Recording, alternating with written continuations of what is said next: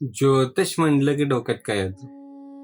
बऱ्याच लोकांच्या बॉडी लँग्वेजमध्ये कॉन्शियसली अनकॉन्शियसली एक गोष्ट ऑब्झर्व केली. लोक आयदर पॉझिटिव्ह विचार करतात किंवा नेगेटिव्ह जो विचार करतात की ज्योतिष फ्रॉड आहे, फेक आहे, किंवा हे नशिबावर आहे, किंवा हे भविष्य सांगतं, किंवा काही लोक अंधविश्वासाने येतात की बाबा XYZ मी करेन, आपाप गोष्टी जादूनी व्हायला. असे जे विचार करतात त्यांसाठी विशेषतः हा व्हिडिओ आहे, ज्यात एक मी स्वतः प्रॅक्टिसिंग ज्योतिष स्टुडंट कम रिसर्चर प्लस प्रॅक्टिशनर म्हणून तुम्हाला माझी अंडरस्टँडिंग सांगतो. एक ब्रीफ बॅकग्राऊंड देऊ इच्छितो. मी एका अशा लाईफस्टाईलमधून येतो, फॅमिलीमधून येतो, जे कट्टर नास्तिक लोकांचं होतं. तिकडनं येऊन एका ज्योतिषाचा अध्ययन करेपर्यंतची जर्नी तुमचं म्हणतोय. माझी लाईफ सांगत नाही तर अप्रोच देतोय की ज्योतिषाकडे कुठल्या अँगलने अप्रोच करावं, ज्योतिष एक्झॅक्टली काय आहे, ज्योतिषमध्ये डिफरन्स कसा ओळखावा, कुठला ज्योतिष योग्य, कुठला ज्योतिष अयोग्य, ज्योतिषाकडे जाताना तुमचा अप्रोच काय पाहिजे, सगळ्यावर एक व्हिडिओ बनवला आहे. तो हाच आहे. सो तुम्ही आतापर्यंत मला लाईक केलं नसेल तर प्लीज लाईक करा. बरेच लोक मला पर्सनली DM करतात, योग्य नाही तर तुम्ही पर्सनली मेसेज करा. नका मला इकडे मेसेज करा. यूट्यूबवर मला कमेंट करू शकता, तुम्ही लाईक करू शकता. अनलेस तुमचे पर्सनल कन्सल्टेशन पाहिजे असेल, पर्सनल गोष्टी असतील तर तुम्ही तिकडे येऊ शकता. पण जनरल तुम्हाला माझं कौतुक करायचं किंवा मला क्रिटिसाइज करायचं, इकडे खाली कमेंट बॉक्समध्ये तुम्ही करू शकता. आणि यूट्यूबला करते की व्हिडिओ चांगला आहे वाईट आहे. तर व्हॉट इज ज्योतिष? ज्योती इति ईशः ज्योतिषः. तुमच्यात माझ्यात एक ज्योती आहे जी ईश्वरत्वापर्यंत पोचवायची आहे. त्याच ज्योतिष. आता या ईश्वरत्वाकडे जाण्याची जर्नी सोपी तर नाही. आपल्याला कुठे कुठे कधी कधी आपण या ट्रॅकवरनं ऑफ ट्रॅक होऊन जातो. आपल्याला काही काही इच्छा असतात, अपेक्षा असतात, राईट? हे सगळं अटेंड करायचं, काय अटेंड करायचं, कुठल्या गोष्टीला किती महत्त्व द्यायचं आणि कुठल्या गोष्टीला बायपासच करून टाकायचं, ह्याची आयडिया देण्याचं काम ज्योतिष करतं. It's like Google maps. आपण point A to point B चाललोय, आपल्याला रस्ता माहीत नाही तर आपण काय करतो, गुगल मॅप्सकडे जातो. गुगल मॅप्स आपल्याला सांगतं की बाबा हे 4 रस्ते, तिकडे हे काम चालू आहे, इकडे इकडे कन्स्ट्रक्शन चालू आहे, इकडे इकडे ट्रॅफिक आहे, इकडे इकडे ऍक्सिडेंट झालाय, किंवा इकडे इकडे खड्डा खुड्डेत, दरड कोसळली, आणि तुझ्यासाठी बेस्ट रस्ता हा आहे, या रस्त्यावरनं एवढा एवढा टायमिंग लागेल, कम्पॅरेटिव्हली या रस्त्यावरनं एवढा एवढा टायमिंग लागेल. सगळा डेटा दिला. येस, तुम्ही फॉलो करता, तुम्ही दिलेला रस्ता, फास्टेस्ट रस्ता दिला.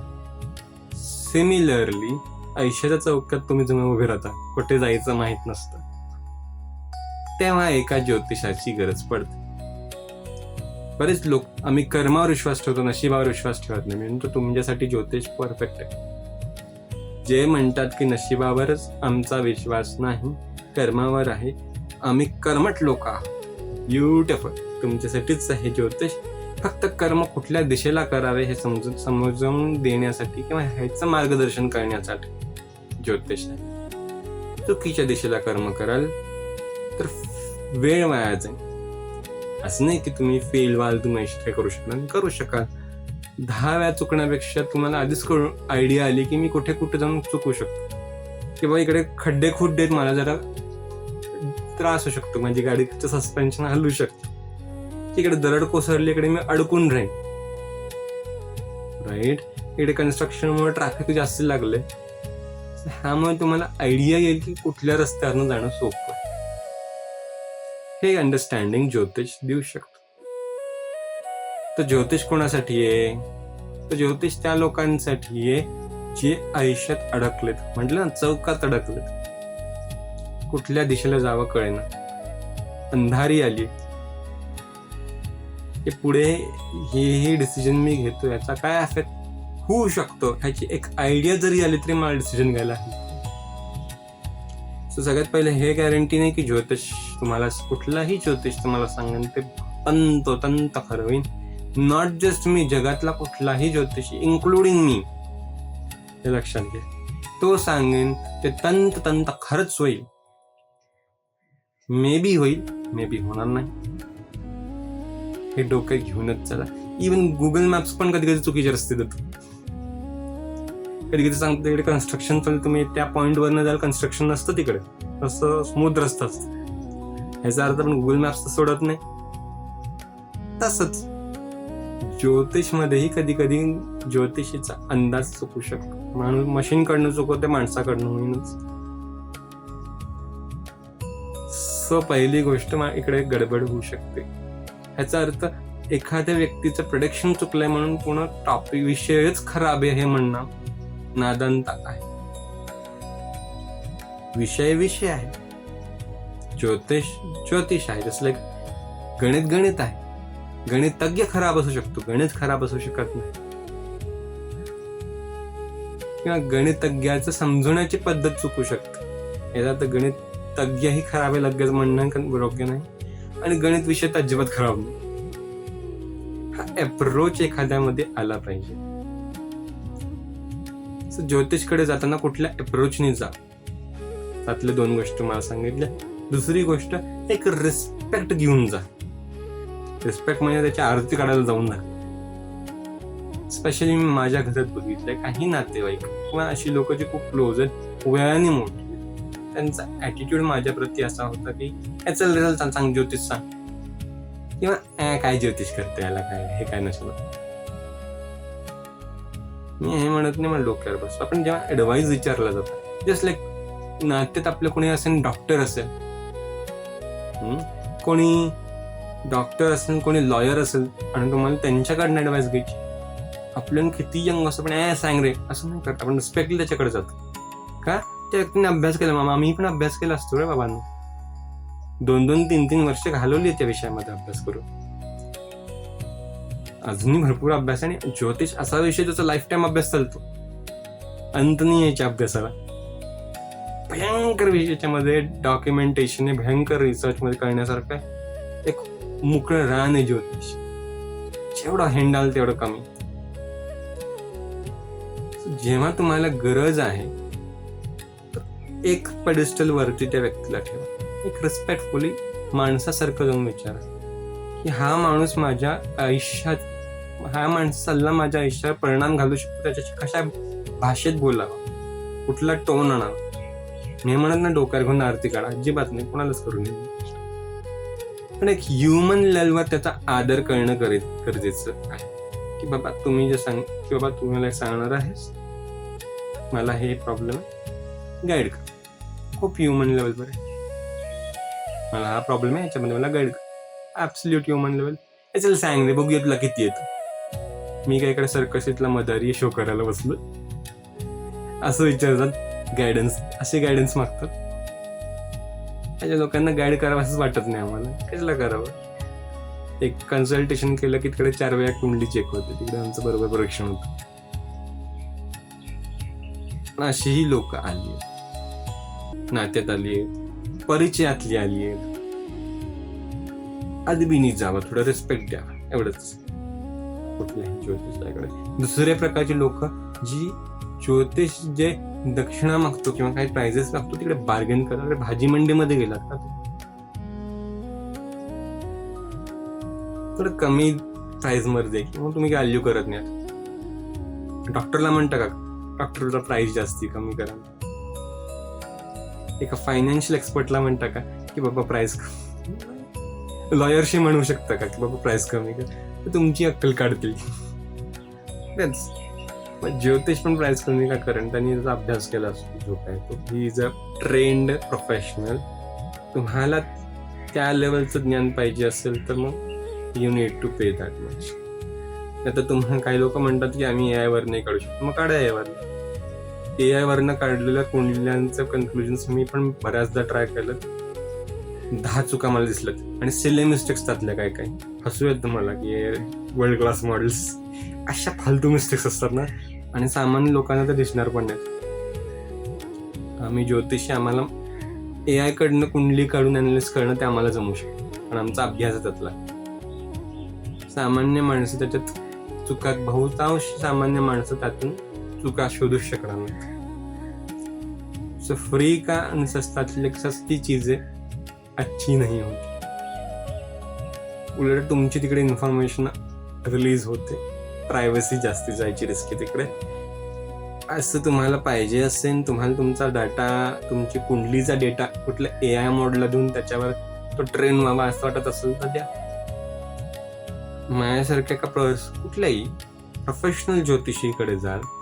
आमचे प्राइजेस जास्त, पण आमच्याकडे तुमचा तो डेटा आहे, तो इन्फॉर्मेशन खूप काय म्हणते सेन्सिटिव्ह इन्फॉर्मेशन असते, सिक्युअर राहते. तर विचारल्याशिवाय ज्योतिषी काही सांगत नाही, तुम्हालाही सांगणार नाही तुमच्याबद्दल. योग्य ज्योतिषीचे प्रणाम. तुला बऱ्याच गोष्टी माहिती असतात, बघितल्यावर कळतं. ऑलरेडी खूप नुकसान झालं लोकांच्या थोटांबाजींमुळे. ज्योतिष आहेत अशी काही लोक जे ज्योतिषचा मिसयूज करतात. लोक ओळखायची कशी? सो कोणीही जर असं म्हणत असेल तुम्हाला की मी सांगेन त्याच काही, तिकडे रेड फ्लॅग आहे. जरा अलर्ट व्हा अशा व्यक्तींपासून. छातीटोकपणे सांगितलं. हा मे बी त्याचा ज्ञानाचा एवढा अभ्यास असूही शकतो, पण एवढं कॉन्फिडेंटली अहंकाराने सांगतोय का ते जरा बघ. का? कारण ज्योतिषी किती झाला तरी एक व्यक्ती आहे. तो ब्रह्मदेवापेक्षा किंवा ईश्वर शक्तीपेक्षा वरचा नाही. एक कॉन्सेप्ट डोक्यात समजून. तुमच्या काय वेळेला प्रकृतीलाच वाटत असतं की तुम्हाला कुठली गोष्ट कोणी पण ज्योतिषाकडनं तो सांगून देणार नाही प्रकृती. म्हणजे ज्योतिषाकडनं काहीतरी उलटच उत्तर आहे. ज्योतिषी एक सांगन तर तुमच्या काहीतरी भलतच घडेल. अशाही केसेस आहेत. प्रकृतीची इच्छा नाही, काय करा.